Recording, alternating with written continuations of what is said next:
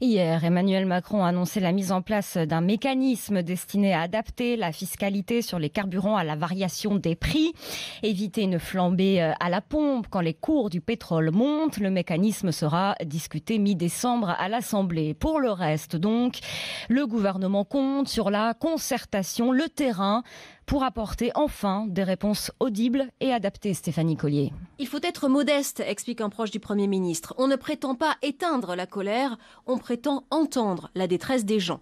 Les 500 millions d'euros d'aide supplémentaires annoncés il y a 2 semaines par Édouard Philippe étaient censés tempérer la colère des Gilets jaunes, leur apporter des réponses. Ils sont passés quasiment inaperçus. C'est pour cela, explique un conseiller ministériel, que nous disons que ce n'est pas qu'une question d'argent. Pour le chef de l'État et le Premier ministre, la première urgence désormais est de mieux accompagner les Français dans leur démarche.